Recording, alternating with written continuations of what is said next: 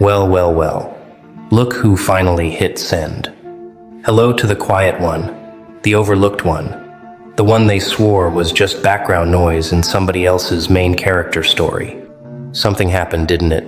You said one thing, dropped one comment, posted one thought, and the entire room went still in a way that felt almost violent.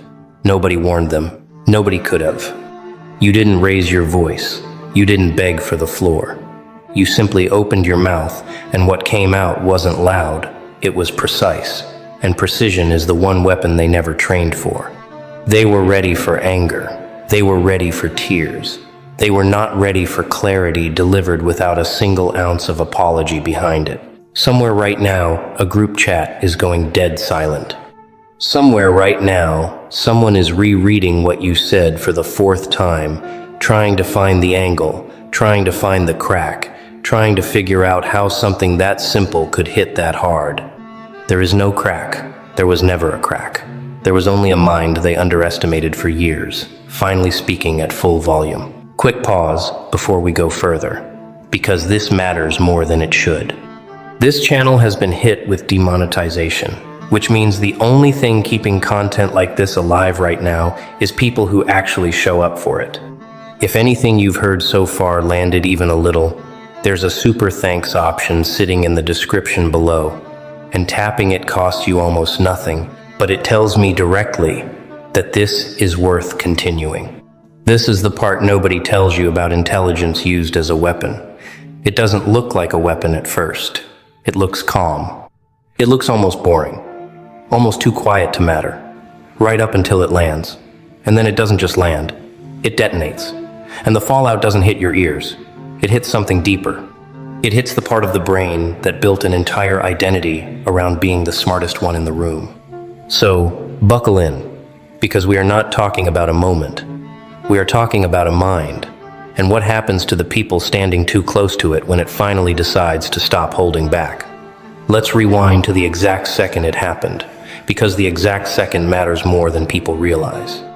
There was a conversation, a comment section, a debate, a casual exchange that was supposed to stay casual, and you were supposed to play your assigned role, the quiet one, the one who listens, the one who nods and says nothing of consequence. That was the script they wrote for you without ever asking your permission. Then you spoke, and it wasn't loud, and it wasn't dramatic, but it was structured like a blade, clean entry, no resistance, no mess, just a thought so complete that there was nothing left to argue with. The room didn't erupt. The room went quiet, and quiet after something like that is louder than any applause could ever be, because quiet means the brain is still trying to process what it just witnessed. You watched the faces change in real time. The smugness that was sitting comfortably on someone's mouth a second ago just evaporated, replaced by something closer to confusion. The kind of confusion that comes from realizing you walked into a conversation you were not equipped to survive. They thought this was going to be easy. They thought you were going to fold the way you always folded, the way they trained you to fold, the way they expected based on every version of you they had filed away in their memory. But that version of you was already gone, and they didn't get the memo, and that is exactly why it hit so hard, because they were arguing with a ghost of who you used to be, while the actual you had already evolved 3 steps ahead of the conversation. They brought outdated information to a fight against an upgraded mind, and upgraded minds do not lose to outdated information. Not ever. Not even once. This is the part that should terrify them more than anything else. It was not a lucky comeback. It was not a one-time fluke they can dismiss and forget about by morning. It was a preview. A small, controlled demonstration of what happens when someone they dismissed for years finally stops dimming the lights on purpose. Here's what nobody admits out loud. The moment something you said actually lands, the first instinct isn't to respond, it's to screenshot it, because some part of the brain already knows this needs to be shown to someone else, needs to be cross-examined by a second opinion, needs to be confirmed as real before the ego can fully accept what just happened. So now it's circulating. Now it's sitting in 3 different private chats with captions. Like, did you see this? Like, what is wrong with them? Like, how do they even think like that? And every single one of those messages is a confession, dressed up as outrage. Nobody screenshots something they consider beneath them. People only screenshot the things that actually shook something loose inside their own head. You will never see most of these conversations, and that's fine, because you don't need to see them to know they're happening. The pattern is always the same. First comes the screenshot, then comes the group analysis, then comes the slow, reluctant admission that maybe, just maybe, they misjudged exactly how sharp this person actually is, and that admission costs them more than they will ever say to your face. What they really want is an explanation, a simple, comforting reason for why your mind works the way it does. Because if there's no explanation, then there's no defense. And if there's no defense, then this can happen again at any moment, without warning, without mercy. And that uncertainty is the most uncomfortable feeling a controlling mind can experience. They keep asking each other the same question in different words. Who taught them this? Where did this come from? Why does it feel like talking to someone who has already read the next 10 moves before the board is even set? Nobody has an answer, because the answer isn't a person, a course, or a book. The answer is years of being underestimated, and using every single one of those years to build something they were never invited to study. So let's actually answer the question they're too proud to ask you directly. Who taught you this? Was it a mentor, a professor, some carefully curated online guru selling a course for $99? No. It was every single conversation where you were spoken to like you didn't understand the room, and you sat there quietly cataloging exactly how the room worked instead of reacting the way they expected. It was every meeting where your idea got credited to someone louder, and instead of breaking, you simply started speaking with more precision, fewer words, sharper timing, until the credit stopped slipping away because there was nothing left to twist. It was every relationship where you were told you were overthinking, too analytical, too much, and instead of shrinking that part of yourself, you sharpened it into something they would eventually have to face head-on. Nobody handed you this. You built it the same way a blade gets built, through friction, through heat, through years of being pressed against situations that should have dulled you, but instead gave you an edge. Most people will never develop because they were never forced to. Comfort does not produce precision. Comfort produces people who panic the moment the conversation gets difficult. You are not panicking. You haven't panicked in a long time. While they were busy memorizing comebacks and rehearsing confidence in front of a mirror, you were quietly studying the actual mechanics of how people argue, how they deflect, how they hide weak logic behind tone and volume, and you learned to walk straight past all of that noise to the one weak point underneath it. That's the part they truly cannot replicate, because that kind of precision isn't something you can fake under pressure. It either exists from repetition under real stakes, or it collapses the second things get heated. Yours didn't collapse. Yours got colder, and colder is exactly what won. There is a very specific kind of silence that happens online, and it is different from someone simply not replying. It's the silence where typing indicators appear and disappear 3 times in a row because nobody can find the right words to push back without sounding even more exposed than they already feel. You have created that exact silence, and you should sit with that for a second because it matters. People love to perform confidence in groups. It's easy to be bold when there's an audience cheering you on, when the room is built specifically to validate whatever you say next. What's much harder is holding that same confidence the moment a single person, with a single accurate sentence, removes the audience's certainty about who's actually winning this exchange. That's what happened.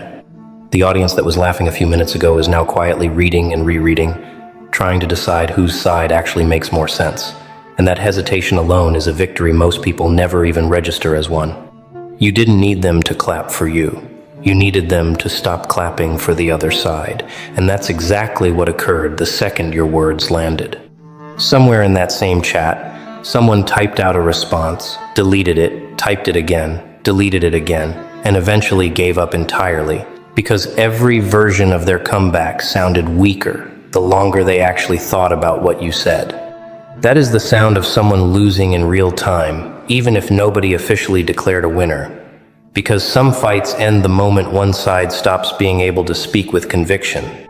You walked away from that exchange without needing the last word, because the silence itself became the last word. And silence delivered at the right moment is louder than anything either of you could have typed. There's a reason your sentences land like something heavier than ordinary conversation, and it has nothing to do with vocabulary or trying to sound impressive. It has everything to do with economy. You say less, but every single word is load-bearing, which means there is no fluff for someone to grab onto and twist into a different argument. Most people argue in volume, throwing out 10 sentences, hoping one of them sticks. And that approach is easy to dismantle because it's full of openings, full of soft spots, full of emotional padding that a sharper mind can simply step around. You don't give anyone that many openings. You give them one sentence, built with intention. And intention is brutally difficult to argue against because there's nothing accidental in it to exploit. This is also why your words spread further than you expect. A single precise sentence is quotable, shareable, easy to repeat exactly the way you said it, because you already did the work of removing everything unnecessary before it ever left your mouth. People aren't just remembering what you said, they're repeating it verbatim, and verbatim repetition is the closest thing the internet has to literal viral architecture. While other people are out here writing paragraphs trying to win an argument through sheer exhaustion, you are landing single lines that end conversations entirely. That contrast is what makes spectators uncomfortable in your presence. Because exhausting someone into silence feels like effort, but ending someone in one sentence feels like inevitability. And inevitability is far more intimidating than effort will ever be. They are starting to notice this pattern now, even if they can't articulate it yet. They just know that arguing with you feels different, feels heavier, feels like stepping onto ice that's already cracking beneath their feet before they've even finished their first sentence. Here's where it gets almost funny if you really pay attention. After enough of these moments stack up, certain people stop trying to challenge you altogether and start quietly trying to become a version of you instead. You'll see it in the way their phrasing starts mimicking your rhythm, the way their captions start echoing the exact structure of things you've said in the past, the way their tone suddenly gets colder, more clipped, more deliberate. Imitation like that isn't flattering, it's revealing. It tells you they spent more time analyzing your delivery than they ever spent developing their own. They watched closely enough to notice the pattern, but they missed the part that actually matters, which is that the pattern only works because of everything underneath it. The years of friction, the years of being underestimated, the actual substance that built the style in the first place. So what you end up with is a copy that looks similar on the surface but cracks the moment real pressure hits it. Because borrowed style without earned substance has nothing holding it together once the conversation gets difficult. You can always tell the difference within seconds. Real precision stays calm under pushback. Copied precision starts panicking the second someone pushes back even slightly harder than expected. This is the quiet compliment hiding inside their imitation, even if they would never admit it out loud. Nobody studies something they consider weak. Nobody rewrites their entire communication style around someone they think is irrelevant. The copying itself is the confession. Proof that whatever you're doing is working well enough that people would rather wear it as a costume than admit it doesn't belong to them. Let them wear it. Costumes fall apart under real weight, and you've already shown everyone watching exactly what real weight looks like. There's a difference between people who dislike you and people who are fascinated by you while pretending to dislike you. And right now, you're dealing mostly with the second category. Genuine dislike is quiet. It moves on. It stops engaging entirely. What you're getting instead is repeated attention disguised as criticism, repeated mentions disguised as complaints, repeated screenshots disguised as warnings to other people. That's not dislike. That's obsession wearing a disguise it thinks is convincing. People do not spend this much energy discussing someone they've actually written off. They spend energy on the things they can't fully explain, the things that linger in their head longer than they'd like. The things that make them feel slightly unsettled every time your name comes up in conversation. and they realize they still don't have a clean answer for what makes you different.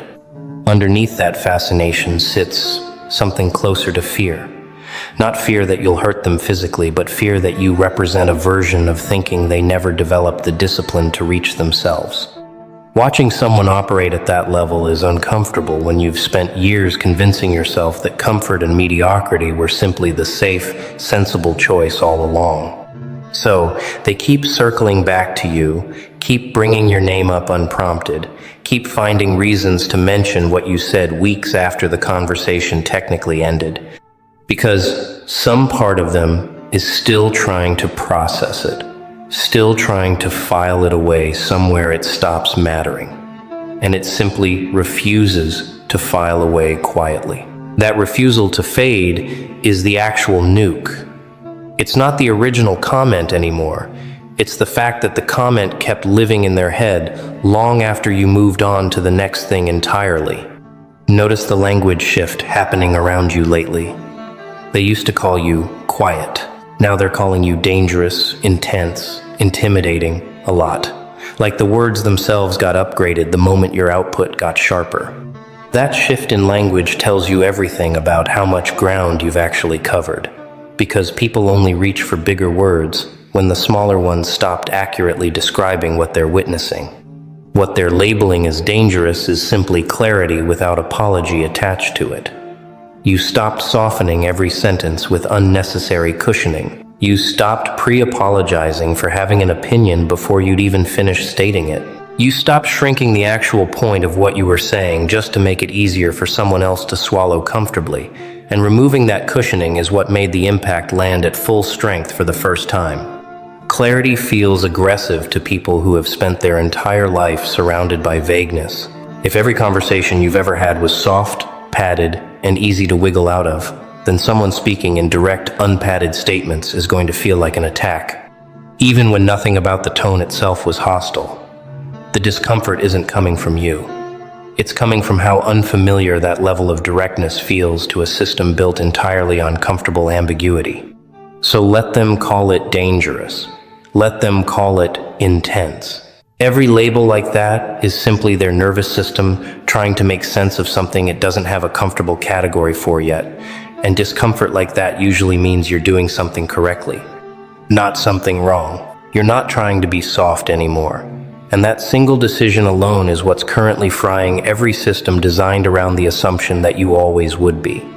Nobody talks about what it actually costs to think this clearly under pressure, because from the outside it looks effortless, like you simply woke up one day and started winning every exchange without trying. That's not what happened, and you know it better than anyone watching from a distance ever could. This kind of clarity gets built in the moments nobody filmed. The late nights replaying a conversation in your head until you finally understood exactly where it went wrong. The relationships that ended because you refused to keep softening yourself for someone who never planned on meeting you halfway. The rooms you walked out of because staying quiet any longer would have cost you more than the conflict ever could. Every sharp sentence you deliver now is built on top of every dull, painful moment where you didn't have the right words yet and had to sit with that helplessness until you did. That's the part of the process that doesn't make it into the highlight reel, the unglamorous repetition of getting it wrong, studying why, and trying again the next time the stakes got real. So when people act amazed at how quickly you process a situation now, remember that amazement is really just them witnessing the finished result of work they never saw happen. They didn't watch the version of you still figuring it out. They only get to see the version that already figured it out. And that gap between the two is exactly why it looks like magic to anyone standing outside of it. It's not magic. It's repetition under real consequences. And real consequences are the only teacher that never lets you cheat the lesson. Here's the part that should genuinely unsettle them if they're paying attention. Once someone sees you operate at this level, they can't fully go back to underestimating you the way they used to, even if they try. The old assumption is permanently damaged, replaced by a quiet, nagging awareness that they need to actually think before engaging with you the next time. That shift changes the entire dynamic going forward, whether they admit it publicly or not. Conversations that used to be casual now come with a slight hesitation before they speak. A quick internal check of whether what they're about to say can actually withstand pushback. Because nobody wants to be the next screenshot circulating in someone else's group chat. You've essentially raised the cost of underestimating you. And raising that cost is one of the most permanent advantages a sharp mind can secure. People will think twice now. People will choose their words more carefully now. People will hesitate just slightly longer before assuming they already know how this conversation is going to go. And that hesitation is a form of respect they would never admit to giving you out loud. This is what real influence actually looks like. Not loud, not flashy, not chasing approval from a crowd. It looks like quietly shifting the behavior of everyone around you, simply by demonstrating once, clearly, exactly what happens when they assume incorrectly about who they're dealing with. They can't unsee it now. That memory is permanently filed, and every future interaction gets measured against it, whether they like that or not.